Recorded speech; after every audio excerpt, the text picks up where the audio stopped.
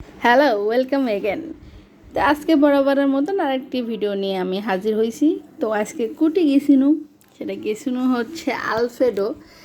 নতুনভাবে ডেকোরেশন করে রেস্টুরেন্টটা সাজাইছে, তো ওখানে গেছিনু একটু ঘুরবার।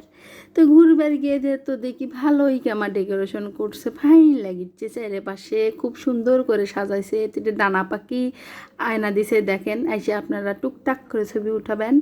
আর যে আগের মতনই সব চেয়ার বেঞ্চ টেন্স টুল সব একই আছে, খালি একটু ডেকোরেশনটা চেঞ্জ করছে। ফাইন ফাইন শোপিস আইনে সাজাইছে। একটা আমার দেখলাম দোলনা, এটা ফুল দিয়ে পাখির বাসা। দোলনাতে না চললাম, চড়ে তো আবার উঠলাম আমার বিটির জন্যে। তো যাই হোক, ভালোই লাগছিল। খাবারের মান দিকে ক্যাঙ্কা করছে এটি। তো একটা পিৎজা অর্ডার করলাম। পিৎজাটা ছিল ইতালিয়ান পিৎজা, 8 ইঞ্চি, দাম ছিল 400 টাকা। তো দাম অনুযায়ী পিৎজার সাইজটা ছিল খুবই ছোটো, গ্যাম্বা লাগছে আমার কাছে। যাই হোক, এবং খাবারের বেলায় আসি, তো খুবই গরম গরম দিয়েছিলো, একবারে হাত দিয়ে ধরা যাচ্ছিল না। তো যাই হোক, প্লেটে তুলে নিলাম, নিয়ে একটা না খাওয়ার ট্রাই করেছি, কিন্তু গরমের জন্য একটু ওয়েট করেছিলাম।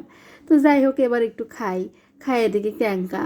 তো পিৎজার বানটা ছিল খুবই পাতলা আর চিজ দিয়া। তো খাইতে কিন্তু মোটামুটি ভালোই লাগছে, খুব যে একটা আহামরি ভালো তাও না। খুবই গরম, একদম সস দিয়ে ভরে ফাইন করে খাইলাম। তো যাই হোক, এটা পাতলা বান ছিল, খুবই মোটা না। চিকেনের পরিমাণগুলোও ছিল কেমন জানি কম কম। খেলাম, ঝাল ঝাল লাগলো, সস দিয়ে খেতে ভালোই লেগেছিলো, খারাপ না। কিন্তু খুবই পাতলা, পেট ভরার জন্য না। কিন্তু অন্য জায়গায় কিন্তু বেশ ভালো মোটা সরও থাকে। এটা পাতলা, মুখে দিলে ভ্যানিশ হয়ে যায়। দেখেন খুবই পাতলা, চিকেনের পরিমাণও কম। একটা সসের চিকেন দিয়ে আসলো একটু একটু করে কাটিয়ে। তো খাবারটা এঁকেই ছিল। তো ভিডিওটি ভালো লাগলে একটি লাইক, কমেন্ট এবং পেজটা আমার ফলো করবেন। আর নিত্য নতুন অনেক খাবারের সন্ধান আপনাদের দিমু। তো আজকের মতন এই পর্যন্তই, বাই।